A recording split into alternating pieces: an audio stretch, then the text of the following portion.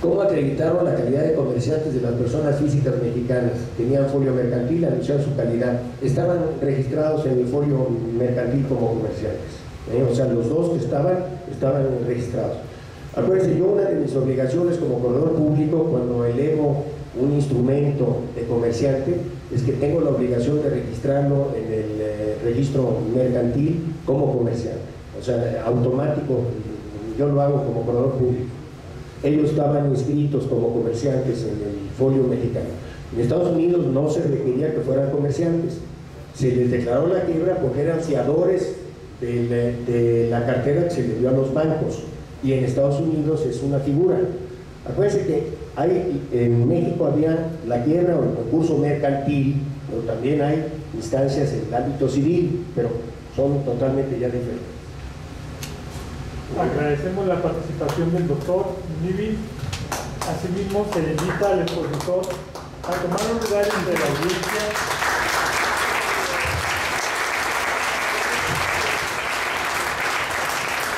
y de la misma manera se pide la presencia del magistrado Fernando Rangel Ramírez en el presidio. El magistrado Rangel Ramírez desarrollará el tema efectos de la sentencia de concurso mercantil sobre los contratos pendientes. Enseguida se da lectura de la reseña curricular. El magistrado Rangel Ramírez Fernando cursó la licenciatura en Derecho de la Escuela Nacional de Estudios Profesionales Aragón de la Universidad Nacional Autónoma de México del año de 1989 a 1993. Ha cursado diversas especialidades, diplomados y cursos, entre los que destacan especialización judicial impartido en el entonces Instituto de Especialización Judicial de la Suprema Corte de Justicia de la Nación, especialidad en Administración de Justicia en Juzgado de Distrito, maestría en Derecho de Amparo de la Universidad de San Francisco. Dentro de su experiencia como catedrático, ha sido asesor y profesor de manera virtual y presencial en diversos cursos, talleres y especialidades que imparte el Instituto de la Judicatura Federal, catedrático de las maestrías de Derecho de Amparo y Derecho Familiar, que imparte la ahora Universidad de San Plato en las materias de Amparo Directo Civil, Amparo Directo Civil y Jurisprudencia, catedrático en el Tribunal Federal Electoral del Poder Judicial de la Federación y de la Universidad Youth Center, en esta última en diversos diplomados y en la maestría en Derecho de Amparo. Dentro del Poder Judicial de la Federación ha ocupado los siguientes cargos: oficial judicial y actuario en el Juzgado Segundo de Distrito en materia civil en el Distrito Federal, actuario judicial y secretario del Juzgado del Noveno de Distrito en materia civil en el Distrito Federal, secretario del 11º Tribunal Colegiado en materia civil del Primer Circuito. Fue nombrado juez de distrito en julio del 2002 y ratificado en julio del 2008. Fue titular del Juzgado Noveno de Distrito en materia civil en el Distrito Federal hasta octubre del 2011. Es magistrado de circuito desde noviembre del 2011 y en la actualidad integra el 6º Tribunal Colegiado en materia civil del Primer Circuito. Cedo la palabra a nuestro disertante, no sin antes recibirlo con un fuerte aplauso.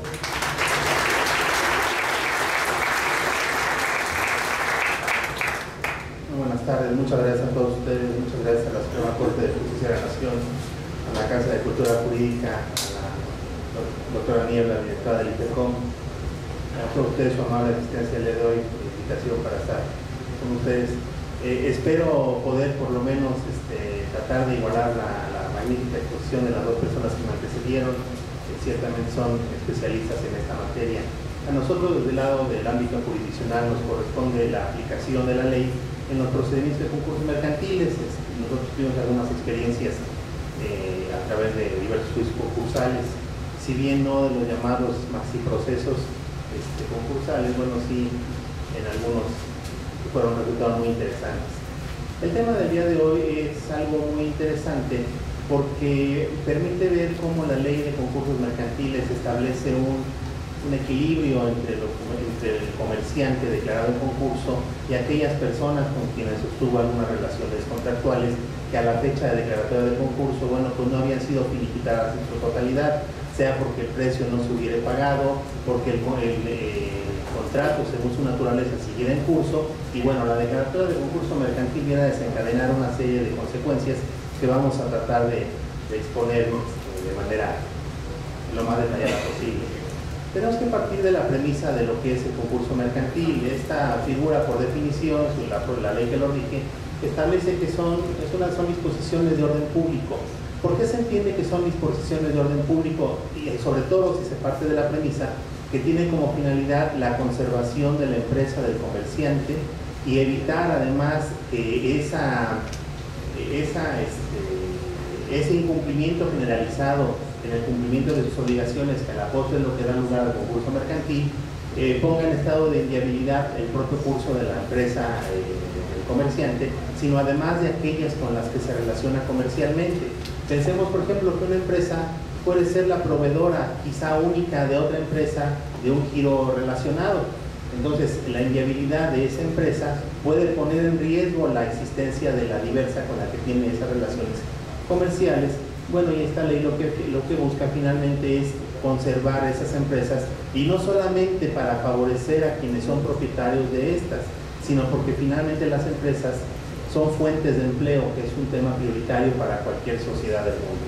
Entonces se busca esa conservación de la fuente de empleo. Esa empresa como tal, derivado de su funcionamiento, pues también es generadora de riqueza, y no solamente para el comerciante, sino que produce impuestos, genera inversión en muchas ocasiones extranjera, produce la generación de divisas. En fin, es todo un complejo esta empresa, este funcionamiento, lo que busca esta figura de concurso mercantil, a través de las afectaciones que sean menos posibles, esa conservación y sobre todo el punto esencial, que esa fuente de empleo no llegue a perderse. Este concurso mercantil, dice la ley, que se compone de 2 etapas, y dice que son sucesivas, aunque en la práctica no necesariamente tiene que llegarse o cumplirse con las 2. Es más, la pretensión en la gran mayoría de los concursos mercantiles es no llegar a la segunda. Estas etapas son la conciliación y la quiebra. Esta etapa de conciliación se va a abrir a partir de la declaratoria de concurso mercantil, mientras que la quiebra, bueno, puede presentarse al momento en que se apertura el concurso mercantil, ya sea que así se solicite por el propio comerciante, o que sea procedente por algunas circunstancias que se den en el curso del procedimiento. Una vez aperturada la etapa de conciliación, bueno, hay un plazo que la ley establece que puede ampliarse hasta cierto tiempo, y si no se llega a un convenio que suscriba la mayoría de los acreedores reconocidos con el comerciante, bueno, pues entonces se va a decretar esa quiebra. ¿Cuál es la finalidad de la conciliación? Que la empresa como tal se conserve y se haga pago a los acreedores reconocidos en términos del convenio que se hubiere suscrito. En ese convenio se van a pactar quitas, se van a pactar esperas. ¿Todo con qué? Con la finalidad de que esa empresa se rehabilite y pueda seguir en funcionamiento, insisto. Y no es solo para favorecer a la persona que sea propietaria de esa empresa, sino que finalmente es para que todas aquellas empresas que se encuentren relacionadas por virtud del funcionamiento de una de ellas, bueno, pueda seguir ese curso ordinario y las fuentes de empleo se conserven en la medida de lo posible. ¿Cuál es la finalidad de la quiebra? Bueno, pues finalmente también el fin último de la quiebra es que se remate y que se liquiden esos bienes que conforman la empresa, y con el producto que se obtenga se pague hasta donde alcance a esos acreedores reconocidos según el orden y según la prelación en el crédito y el tipo de crédito que se tenga. ¿Cuáles son los riesgos de llegar a esa etapa de quiebra? Bueno, pues finalmente que quizá no van a cobrar todos, porque aquí recordemos que si se acaban los bienes, aquellos créditos que tengan prelación hasta el final, pues puede darse el caso que ya no lleguen a cobrar. Entonces aquí, tanto a los acreedores y eventualmente al propio comerciante, les conviene no llegar a esa etapa de quiebra, sino quedarse en un estado de conciliación. Hay situaciones particulares en donde quizá la solución más viable y menos problemática sea la quiebra, pero insisto, aquí el problema va a ser que va a existir la gran posibilidad de que algunos acreedores lleguen a no cobrar esos créditos. Después de un procedimiento, después del periodo de visita en donde un especialista del Instituto de Especialistas de Concursos Mercantiles acude a verificar si se dan los supuestos previstos en la ley, que como ya se lo comentaba el ponente anterior, bueno, no necesariamente tienen que ver con la insolvencia, sino con la falta de activo circulante capaz de hacer frente al pago de un cierto porcentaje de las obligaciones del comerciante previstas en la propia ley de concursos mercantiles. Si ese visitador establece que en el caso se dan los supuestos previstos en la ley para la declaratoria de concurso, el juez, después del procedimiento previsto y dentro de los plazos que también prevé la propia ley, decretará la sentencia que declara el concurso mercantil. En los inicios de esta ley hubo un gran debate sobre si esa sentencia de concurso mercantil representaba en sí el inicio del juicio o si se trataba de una sentencia definitiva. Incluso algunos compañeros juzgadores tenían un gran debate para efectos estadísticos si esa sentencia tenía que considerarse como definitiva por aquello de la baja en la estadística, o bien si simplemente era una sentencia que aperturaba el procedimiento y se equiparaba a una interlocutoria. A raíz de la reforma a esta ley de concursos mercantiles, ya se establece que esta sentencia de concurso mercantil es definitiva y por ende, ahora muchos doctrinarios lo que establecen es que las etapas sucesivas que conforman este concurso mercantil y las resoluciones de reconocimiento de crédito y en su caso de quiebra que se lleguen a dictar en este mismo procedimiento, bueno, pues no van a ser sino la ejecución a esa sentencia de concurso mercantil. Entonces, a través de esta sentencia de concurso mercantil, el primer término que implica es que se evidencia el incumplimiento generalizado en el cumplimiento de las obligaciones a cargo del comerciante en los términos previstos por la ley. Insisto, ese incumplimiento generalizado no significa la insolvencia del comerciante. Lo único que significa es que carece del activo circulante necesario para hacer frente al pago del porcentaje de obligaciones previstos en la propia ley.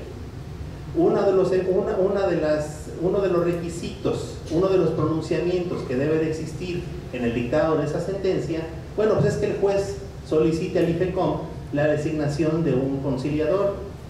Se apertura propiamente con la emisión de esa sentencia la fase de conciliación, se ordena al comerciante poner a disposición del conciliador toda la documentación contable y financiera de la empresa, así como los recursos necesarios para realizar los gastos de registro de la sentencia de concurso y las publicaciones previstas en la ley. Este es un tema que ya en la práctica en los juzgados del distrito verdaderamente a veces es complicado porque no siempre existe la adecuada disposición o la voluntad de parte de los comerciantes para realizar estos pagos. Muchas veces se alega precisamente la no existencia de los recursos numerarios suficientes para hacer frente a esos pagos. Ha habido asuntos dramáticos en donde incluso por no poderse llevar a cabo las publicaciones a través de dictos de esa sentencia de concurso mercantil, bueno, pues incluso se actualiza una hipótesis de terminación del concurso por no existir el numerario suficiente para llevar a cabo las operaciones más básicas de la empresa. También una de las consecuencias de uno de los pronunciamientos que deben existir en esta sentencia de concurso mercantil es la orden de que se suspendan los pagos de las deudas contraídas por el comerciante antes de que comience a surtir efectos la sentencia de concurso. Los únicos pagos que se van a llevar a cabo y los gastos que se van a realizar van a ser los indispensables para el funcionamiento ordinario de la empresa. Esto se entiende si ya señalamos que una de las finalidades del concurso mercantil es precisamente que la empresa continúe elaborando y llegue a rehabilitarse para seguir funcionando de manera normal. Esos son algunos de los pronunciamientos que se deben de hacer en la sentencia de concurso. ¿Cuáles son algunos efectos genéricos de esta sentencia de concurso mercantil? Bueno, que el conciliador y el comerciante deben considerar la conveniencia de conservar la empresa en operación. Esto no es una obligación, esto es una situación que ponderadamente deben de analizar tanto el conciliador como el comerciante. Aquí tenemos ya una limitación. Si bien es cierto que el comerciante, por regla general, va a seguir al frente en el manejo de su empresa, lo cierto es de que ya con la sentencia de concurso mercantil ya va a tener severas limitaciones, porque de entrada ya va a estar bajo la vigilancia en su actividad a través del conciliador. Y va a ser el conciliador quien finalmente va a decidir, como efecto colateral de la declaratoria de esta sentencia de concurso, qué contratos de los que están pendientes y ejecutándose van a continuar en ese estatus o cuáles se van a resolver por virtud de la declaratoria del concurso mercantil. Este comerciante también va a vigilar esta actividad del comerciante de manejo de su empresa y puede incluso proponer al juez el cierre parcial o total de la empresa, o bien de manera temporal o definitiva, si eso finalmente fuere más eficaz. ¿Para qué? Para conservar la masa y evitar que los activos que la componen se sigan deteriorando y que a la postre puedan impedir que existan los recursos necesarios para hacer pago, por lo menos a la mayoría de los acreedores reconocidos. Entonces aquí vemos un papel preponderante a cargo del conciliador, quien incluso también puede solicitar al juez la remoción del propio comerciante en el manejo de la empresa. Entonces aquí, si se da esa opción, el conciliador será quien en su caso se encargue de la administración de la empresa y llevarla adelante para la consecución de los fines de este procedimiento de concurso mercantil, sea, insisto, a través de la consecución de la firma de un convenio, o bien llegar al estatus de quiebra y poder liquidar a la mayoría de los acreedores que se pueden.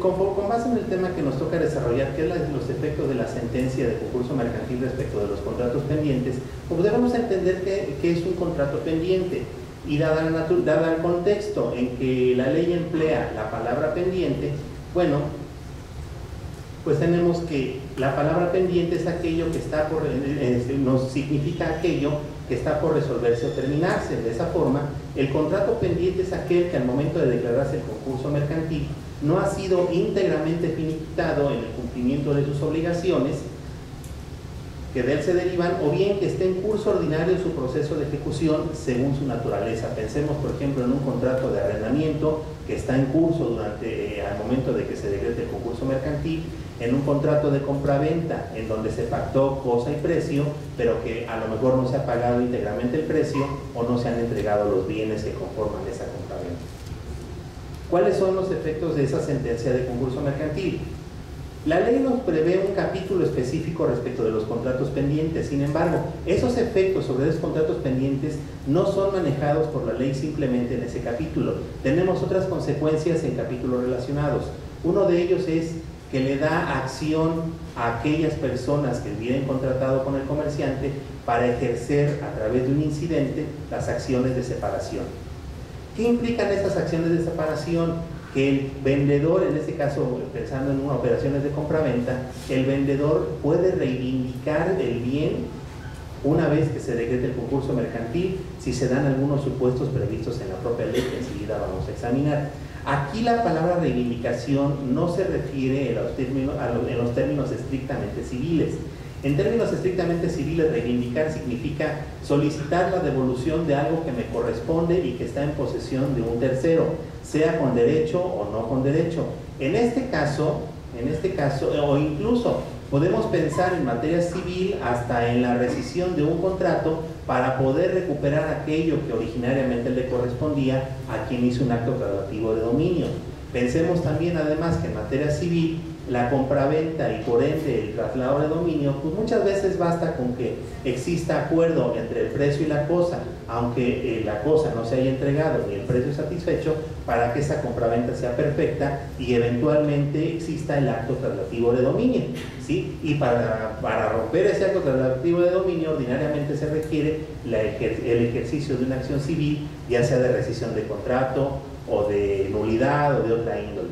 En el caso no. En el caso de materia concursal, la ley prevé consecuencias bien específicas por tratarse de comerciante, y aquí, por derivada de la naturaleza del asunto, bueno, es una situación muchísimo más sumaria a través de la cual quien negoció, quien hizo tratos de compraventa con el comerciante, puede obtener la recuperación del objeto de manera mucho más eficaz.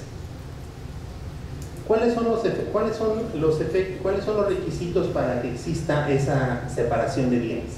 Bueno, pues la primera de ellas, y una lógica, es que los bienes estén en posesión del comerciante al momento en que se decreta su concurso mercantil. Y el segundo, que esos bienes no se le hayan transferido a la propiedad por título legalmente definitivo e irrevocable.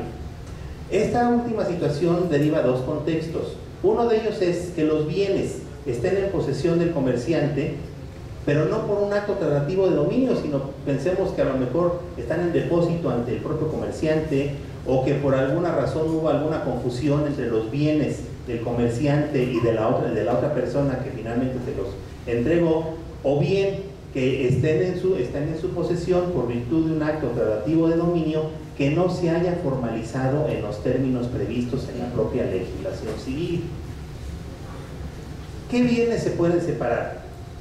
Los inmuebles no pagados por el comerciante si no se inscribió la compraventa en el registro público de la propiedad. Esto es, vamos a pensar que es una operación de compraventa ordinaria, se lleva ante el notario, pero en el ínter de que se va a tirar la escritura y se va a hacer la inscripción en el registro público, vino la declaratoria de concurso mercantil, y ante esa situación el vendedor puede decir, bueno, es que yo no sé si efectivamente me van a pagar, entonces yo mejor reivindico el inmueble.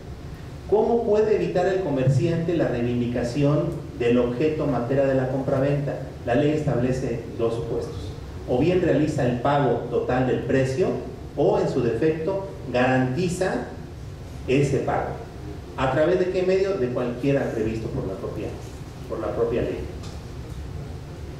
Si los bienes perecen después de declarado el concurso y estuvieran asegurados, quien vendió al comerciante tiene derecho a lo siguiente: a obtener el pago de la indemnización si ésta ya se cubrió al comerciante. ¿Esto qué quiere decir? Si el bien mueble o inmueble desaparece de la faz de la tierra después de la declaratoria del concurso mercantil y está asegurado, y ese seguro, esa indemnización ya se cubrió al comerciante, entonces la acción de separación se va a dirigir ya no al objeto como tal, porque ya no existe. Entonces la acción de separación va encaminada a ¿qué? Precisamente al precio, a la indemnización, al dinero que por ese concepto ya recibió el propio comerciante. Si ese pago no lo ha hecho la aseguradora al comerciante, entonces quien le vendió al comerciante tendrá el derecho para subrogarse en la facultad de exigir el pago de esa indemnización derivada de ese contrato de seguro respecto del bien que dejó de existir. Otro supuesto en estas acciones de separación es que los bienes que hubiera comprado el comerciante hayan sido vendidos por este a un tercero antes del concurso mercantil. ¿Sí? Es válido si yo ya obtuve un bien respecto de que ya pactamos cosa y precio y el acto fue perfecto, ya una vez en mi poder yo lo puedo transmitir a una tercera persona con entera independencia de la obligación pecuniaria que tenga yo con quien me vendió. En ese sentido, cuando opera este acto relativo de dominio a favor de un tercero, no procede que quien vendió al comerciante separe el precio que este último haya recibido antes de la declaratoria de concurso. En ese sentido, si existe ese adeudo, bueno, pues entonces lo que se sobreentiende derivado de la interpretación de la ley, bueno, pues es que ahí esa persona que vendió ese bien al comerciante tendrá que acudir a la vía del reconocimiento de crédito. ¿Por qué? Porque ya no existe un bien que garantice ese pago, ya no hay nada que reivindicar. Sin embargo, si no se ha recibido ese precio de esa ulterior compraventa, bueno, entonces quien vendió al comerciante tiene el derecho de subrogarse en los derechos del propio comerciante. ¿Para qué? Para solicitar la entrega de ese crédito a su favor. Aquí en este sentido es importante señalar que quien vendió al comerciante, cuando se subrogan los derechos de exigir el pago del ulterior comprador, ese derecho de subrogación es solamente hasta por el monto del crédito de quien originalmente vendió al comerciante. Cualquier excedente de esa operación de compraventa en ese pago deberá de entregarse a favor de la masa.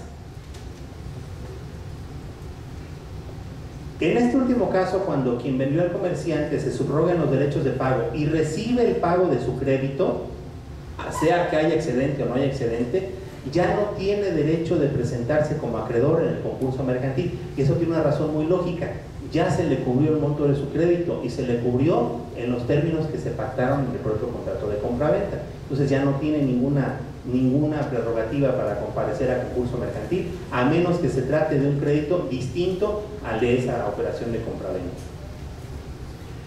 Estos efectos también los vemos con motivo de diversas obligaciones. no solamente de los contratos, sino que de esos contratos que se hayan celebrado producen ciertas obligaciones, y la ley también prevé ciertas consecuencias respecto de estas situaciones. En ese sentido, una regla general es que continúan aplicándose las disposiciones estipuladas en los contratos en cuanto al cumplimiento de las obligaciones, salvo las excepciones previstas en la propia ley.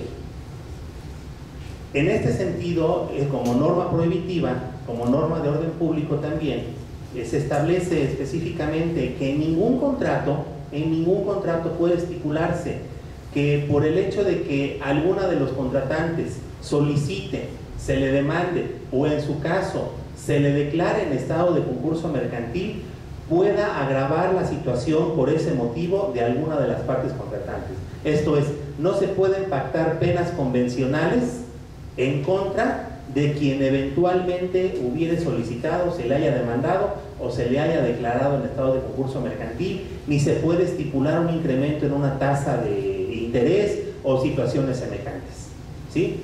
Ordinariamente los contratos, salvo las excepciones previstas en la ley, tendrán que seguirse ejecutando en los términos estrictamente pactados y en su caso a reserva de las observaciones que realice el conciliador o según lo que establezca también el propio comerciante o bien que acuerden las propias partes.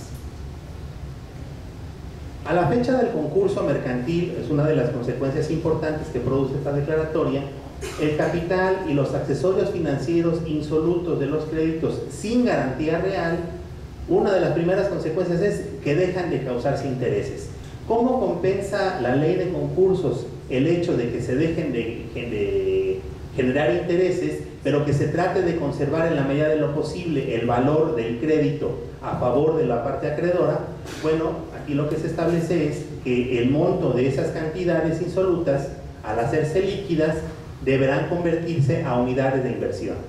Esas unidades de inversión que cuando aparecieron, bueno, fueron altamente impugnables por algún sector de la población, que la Corte ya declaró que son constitucionales, bueno, y que de alguna manera, atento a la economía que tenemos, garantiza de cierta forma el poder adquisitivo o el valor numerario de esos créditos. Entonces, aquí la generación de intereses se ve sustituida, ¿por qué? Por una conversión a unidades de inversión. Si se encuentra en moneda extranjera esa obligación, bueno, aquí se le agrega un paso adicional. Primero se debe de traducir el adeudo. Estamos partiendo de la premisa de que no hay garantía real de ese crédito. Entonces, aquí primero se convierte la moneda extranjera a moneda nacional, según el instrumento para inversiones en moneda extranjera que determina el Banco de México, y una vez traducido a moneda nacional, ese saldo ya líquido se traduce a su vez en unidades de inversión. Cuando los créditos a cargo del comerciante se encuentren con garantía, garantizados con una garantía real, valga la redundancia, se mantiene la moneda nacional o extranjera en que se haya pactado o en la unidad que también así se haya acordado en el propio contrato. ¿Cuál es la razón de ser? Que aquí hay una garantía que respalda precisamente el pago de ese crédito, ¿sí? En los otros dos se trataba de créditos quizá personales que no contaban con esa garantía real. Aquí, como cuentan con garantía real, que además son créditos privilegiados, no hay necesidad de traducirlos a unidades de inversión. Y llegamos propiamente a lo que son los efectos con relación a estos contratos. Ya vimos algunas reglas generales que tienen que ver también con esta cuestión de contratos, las acciones de separación, con relación a aspectos genéricos, con relación a las obligaciones, y llegamos a los efectos sobre los contratos específicamente hablando. Y nos dice esta primera regla, que no se afecta la validez de los contratos sobre bienes de carácter estrictamente personal, de índole no patrimonial o relativos a bienes inalienables, inembargables o imprescriptibles. Los contratos preparatorios o definitivos que estén pendientes de ejecución, ya vimos también el contexto de lo que entendemos por contrato pendiente, deberán ser cumplidos por el comerciante salvo que el conciliador se oponga por así convenir a los intereses de la masa. Aquí es importante destacar nuevamente y regresarnos a las facultades de este conciliador. Aquí el conciliador, una vez declarado el concurso mercantil, será quien en su caso defina qué contratos son los que a su parecer y en beneficio estrictamente de la masa concursal son los que deben de resolverse y cuáles en su caso son los que deben de continuar. Eso a su vez le impone una obligación al conciliador y una prerrogativa a las personas que hubiesen contratado con este comerciante declarado en concurso mercantil. ¿Cuál es esa obligación a cargo del conciliador? Informar específicamente, aquí existe un pronunciamiento de cuáles contratos pendientes en particular son aquellos a los que se va a oponer a su continuación. Esto es, de los que va en su caso a solicitar que queden resueltos. La ley establece que el conciliador debe de realizar esa actividad en un plazo no mayor a 20 días. Si no realiza ese pronunciamiento o si expresamente el conciliador señala que se va a oponer a la continuación de algún contrato específico, entonces quien contrató con el comerciante declarado en concurso tiene en todo momento el derecho de exigir la resolución de ese contrato y por ende ya sea la reivindicación de la cosa o el cumplimiento de las obligaciones que se encuentren pendientes.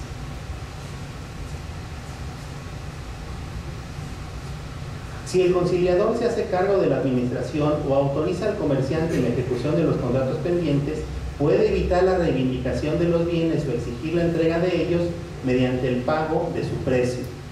¿Sí? Y nos parece justo, nos parece lógico. El concurso mercantil no se diseñó para favorecer a un sector empresarial y tampoco se diseñó como instrumento de presión para que algunos acreedores obtengan ciertas ventajas o prerrogativas bajo la amenaza de una demanda de concurso mercantil. Sabemos que una demanda de concurso mercantil en muchas ocasiones produce cierto pánico comercial con respecto de aquellas personas que están interactuando con una empresa sujeta a un procedimiento de esa índole y que puede producir precisamente que muchas personas empiecen a querer resolver ese tipo de contratos ante la incertidumbre de lo que va a suceder en su pago. ¿Sí? Entonces, aquí la ley lo que trata de establecer son mecanismos que vayan equilibrando las posiciones tanto del comerciante como de aquellas personas con quienes se relaciona comercialmente. Nuevamente en el aspecto de compraventa, si se decide la ejecución del contrato y el pago está sujeto a un término no vencido, el vendedor puede exigir se garantice su cumplimiento. Aquí seguimos sobre ese tenor. La ley es congruente en ese sentido, tratándose de esos actos tratativos de dominio. O me pagas, o me garantizas el precio de lo que te vendí, o me lo devuelves. En ventas por entregas, si algunas se hicieron y no se han pagado los bienes, deberán pagarse para evitar la reivindicación. Seguimos en la misma línea. El comerciante no puede exigir la entrega de los bienes, muebles o inmuebles que haya adquirido si no los paga o garantiza su pago. Vamos a otro aspecto. Cuando el contrato no ha satisfecho a la fecha del concurso mercantil la forma legalmente prescrita para su validez. En ese sentido, si no se celebró el contrato en la forma legal, el vendedor tiene derecho a reivindicar los bienes entregados al comerciante como regla general. Sin embargo, no procede la reivindicación de esos bienes si el contrato consta en forma fehaciente y el comerciante, con autorización del conciliador, exige en ese momento que se le dé la forma legal del contrato. Esto es, que se tire la escritura que estaba pendiente, que se realice la inscripción en el registro público que se encontraba pendiente. O bien, que de cualquier forma se extinga la nulidad del contrato por falta de forma. Recordemos que en materia de nulidad de los contratos, las nulidades pueden ser convalidables. Si por alguna razón existe convalidación a cargo de quien vendió al comerciante, con eso se extingue la acción de nulidad y por lo tanto ya no procederá la reivindicación de los bienes. Eso no significa de ninguna manera que no sea exigible al comerciante el pago del precio que se hubiere convenido. Tratándose de bienes muebles, si no los ha pagado el comerciante y al declararse el concurso están en ruta de entrega, el vendedor podrá oponerse a ello. Esto es, si el vendedor estima que no conviene a sus intereses o le produce incertidumbre, bueno, unilateralmente y a través de un procedimiento incidental previsto en la propia ley, puede oponerse a la entrega de esos bienes muebles que estén en ruta para su entrega. Si el declarado en concurso mercantil vendió un inmueble, el comprador tiene derecho a exigir la entrega de la cosa previo pago del precio si la venta se perfeccionó en los términos previstos por la ley. Aquí yo debo de ser insistente en ese sentido. En estas operaciones de compraventa, finalmente están garantizadas o la reivindicación de la cosa o el pago del precio. Aquí de ninguna manera puede pensarse que el comerciante pueda quedarse con la cosa y mandar a su acreedor al reconocimiento de los créditos. Sería una desventaja completamente marcada para quien vendió al comerciante. ¿Por qué? Porque entonces si él entra en reconocimiento de crédito para exigir el pago del bien mueble o inmueble que le vendió al comerciante, pues es evidente que a la postre podría no obtener el valor real por el cual se celebró esa operación de compraventa. Cuando el comerciante declarado en concurso fue quien compró el bien, volvemos a la misma línea de congruencia, no podrá exigir su entrega mientras no haga pago del precio o lo garantice. Aquí la ley es insistente, esta disposición que le hemos comentado en varias ocasiones, en las mismas ocasiones la ha previsto la propia ley en diversos preceptos que componen esta legislación concursal. Si la entrega del bien se hizo por virtud de un contrato de promesa de venta, el vendedor podrá reivindicar la cosa si el contrato no se elevó a escritura pública cuando ese requisito sea necesario.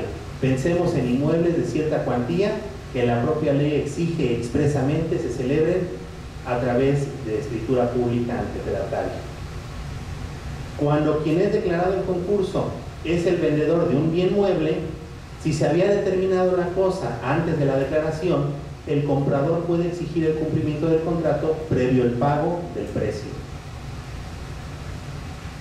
Hasta aquí habíamos estado en una línea de bienes materiales, en donde finalmente lo que se tiene que cubrir es el pago de estos bienes.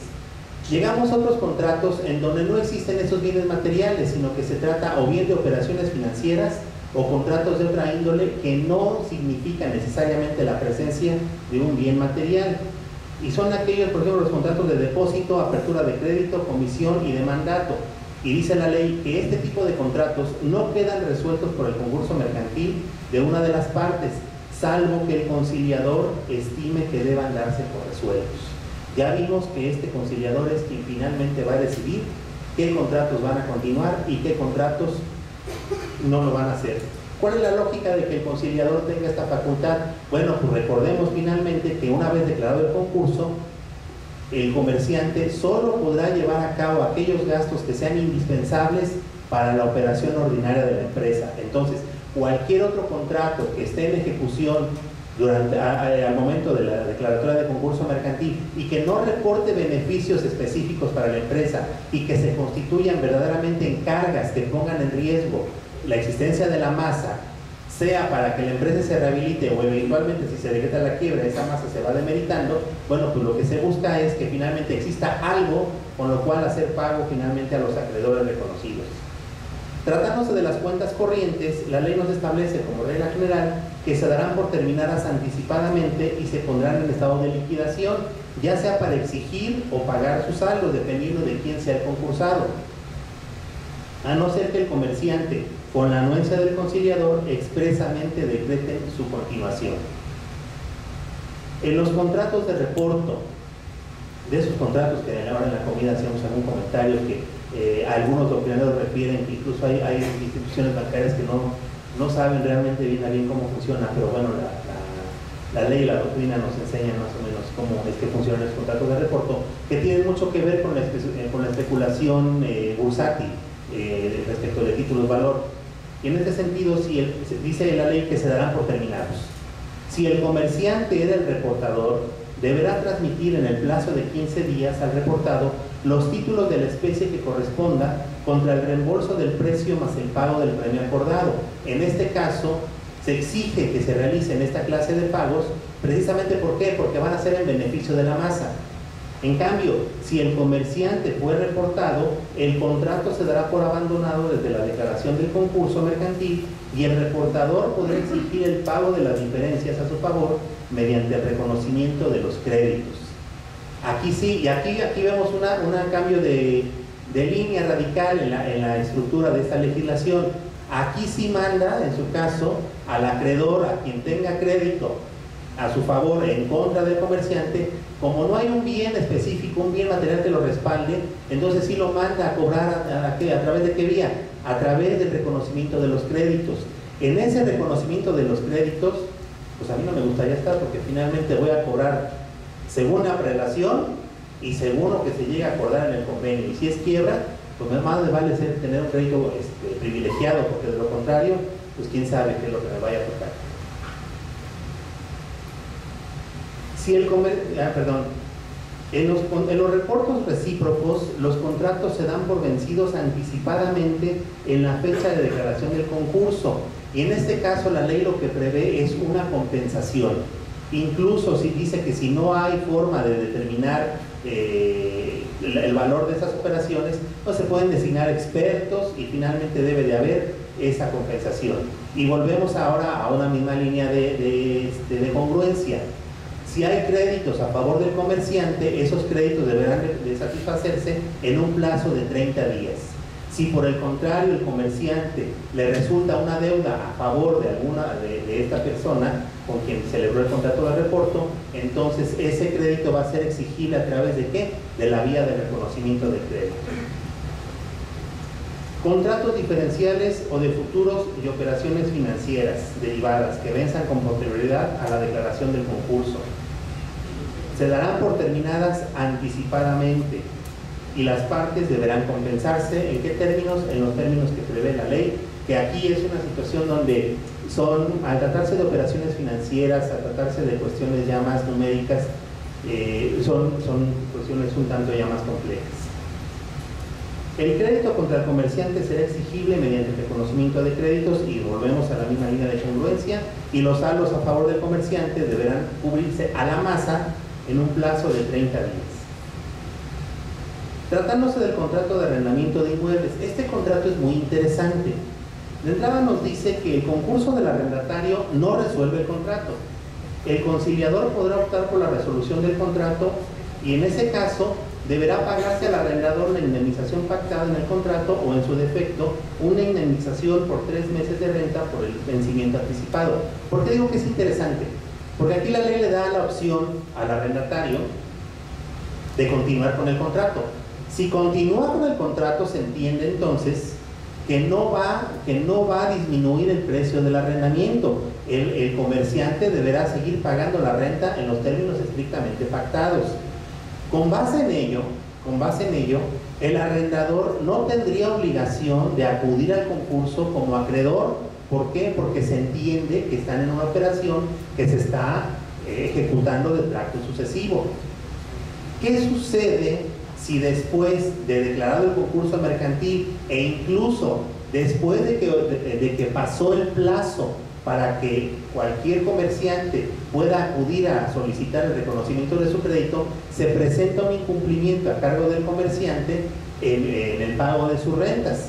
Bueno, pues no podría exigirse a ese arrendador que acudiera al concurso a demandar ese reconocimiento de crédito, porque ya le pasó el tiempo para ello. Y se entiende además que si el conciliador permitió que el comerciante siguiera con la ejecución de ese contrato, bueno, pues lo justo es que para efectos de ese contrato, ese comerciante no le surta el beneficio del concurso mercantil y deba hacer pago de las obligaciones derivadas del arrendamiento en los términos estrictamente pactados. ¿Por qué? Porque la ley le daba la prerrogativa de darlo por resuelto, y en ese caso, si se da por resuelto el contrato de manera anticipada, la ley establece que se le debe de pagar al arrendador la indemnización pactada en el contrato de arrendamiento, o en su defecto el pago de 3 meses de renta, precisamente por ese vencimiento anticipado. Pero la ley no prevé más allá de lo que está, de esa situación, de qué sucede si el contrato continúa y posteriormente hay un incumplimiento en el pago de las rentas.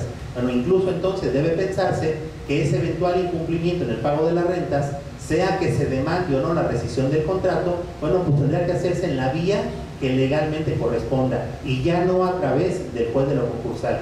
En materia civil, en el juzgado estuvo a mi cargo, tuvimos asuntos de esa índole, y era simpaticísimo, porque ya después de declarar el concurso, ya después de que el contrato se siguió ejecutando, sobre todo porque tenía que ver con cuestiones de aerolíneas, pues entonces ya después querían que la turbocina pues prácticamente se la regalaran, y que el arrendamiento de los hangares y de los mostradores para la venta de boletos, decían, no, pues es que estoy de un concurso mercantil. Pues sí, pero qué pena me da tu caso, estabas de un concurso mercantil, pero tú y tu conciliador permitieron que el concurso, que la existencia del concurso no se opusiera a la ejecución del contrato, y por lo tanto, bueno, pues me da mucha pena, pero vas a tener que realizar el pago íntegro de lo que tú consumiste, y estás obligado al pago conforme a los términos estipulados en el propio contrato. ¿Por qué? Pues no por capricho, sino que así lo establece la propia ley. Espero que no esté por aquí ningún abogado que haya llevado ese asunto, porque son de esos criterios en donde de repente uno lo apedrean, pero bueno. En los contratos de prestación de servicios de índole personal no serán resueltos y se estará a lo convenido por las partes. En el contrato de obra a precio alzado se resolverá por el concurso mercantil de una de las partes. Aquí sí, en el concurso de obra a precio alzado, la regla general es que quedan resueltos, a menos, volvemos a lo mismo, que el comerciante, con autorización del conciliador, puede convenir el cumplimiento del contrato. Es importante que veamos aquí los candados que la ley establece, porque el comerciante no puede realizar nada en materia contractual que no pase por la supervisión del conciliador. Luego entonces, el conciliador no podrá después alegar que el comerciante actuó más allá. ¿Por qué? Porque finalmente una de sus funciones es estar vigilando las operaciones ordinarias del comerciante, y en su caso denunciar cualquier abuso que el comerciante esté llevando a cabo, e incluso solicitar su remoción en la dirección de la empresa y que ésta sea asumida por el propio conciliador. En el contrato de seguro, si el comerciante es el asegurado, si se trata de un inmueble, el objeto del seguro, el contrato no se rescinde. Si fuere mueble, el asegurador podrá rescindirlo. Si el conciliador no comunica al asegurador la declaratoria de concurso en un plazo de 30 días, el contrato de seguro se tendrá por rescindido. Esta regla parte de una lógica. El contrato de seguro, como todos sabemos, se finca esencialmente en la buena fe. Y la declaratoria de concurso mercantil, si bien ya vimos que por regla general no debe de significar que se empeore la situación, que contractualmente se empeore la situación del comerciante, bueno, pues lo cierto es de que en materia de seguro, el hecho de que exista un concurso mercantil sí puede variar las condiciones en las cuales el asegurador comprometió o se comprometió a garantizar el riesgo del bien material de ese seguro. En seguros de vida o mixtos, el comerciante, con autorización del conciliador, podrá decidir la cesión de la póliza de seguro y obtener la reducción del capital asegurado en proporción a las primas ya pagadas. El comerciante también podrá hacer cualquier operación que beneficie a la masa. En cuanto a la contrato de sociedad, el concurso de un socio de una sociedad de nombre colectivo o de responsabilidad limitada, o del comanditado en una sociedad de comandita simple o por acciones, le dará derecho a pedir su liquidación conforme al último balance social. También podrá continuar en la sociedad si el conciliador da su consentimiento, siempre que los demás socios no prefieran ejercer el derecho de liquidación parcial de la sociedad, salvo que otra cosa se hubiera dispuesto en los estatutos. En otras disposiciones que regulan, que se contienen en la ley de concursos mercantiles, también se establece que de manera general, que el hecho de que uno de los socios de una sociedad entre en estado de concurso mercantil no significa de manera necesaria que los demás socios o que la propia sociedad entre en el mismo estado de concurso. De la misma manera, el estado de concurso mercantil de una sociedad no significa, por regla general, que los socios queden también en ese mismo estado. Derivado de todo lo anterior, podemos llegar a ciertas conclusiones. El concurso mercantil, por regla general, no da por resuelto los contratos pendientes. Como ya vimos, aquí de manera ponderada, tanto el conciliador como el propio comerciante deberán decidir qué contratos son conforme a las operaciones ordinarias y necesarias de la propia empresa, que le permitan no solamente llevar a cabo los fines para los cuales se constituyó, o los fines de ese comerciante, de esa empresa, sino que además la ejecución de esos contratos no coloque en una situación más gravosa a la masa concursal que eventualmente imposibilite el pago a la gran mayoría de los acreedores reconocidos. El conciliador juega un papel preponderante en la decisión de seguir adelante con la ejecución del contrato o de darlo por resuelto. Ya vimos algunos ejemplos en donde esa decisión del conciliador puede ser determinante para evitar que la situación del comerciante se pueda empeorar. ¿Sí? ¿Por qué? Porque una vez que fenecen los plazos procesales previstos en la ley de concursos, no puede pretenderse la afectación de aquellos que contratan con el comerciante si el conciliador en su caso no manifestó expresamente la oposición a que se lleven a cabo esos contratos. Si se trata de bienes materiales, los saldos a cargo del comerciante debe pagarlos o garantizar su pago para evitar la reivindicación de los bienes o para exigir su entrega. Tratándose de operaciones financieras o de otra índole en donde no existan de por medio bienes materiales, operará la compensación y los saldos a cargo del comerciante deberán exigirse a través del reconocimiento de créditos, mientras que los créditos a favor del comerciante deberán cubrirse a la masa en un plazo de 30 días a partir del concurso. En la ejecución de los contratos o en su resolución se debe de salvaguardar siempre la masa concursal. Entonces,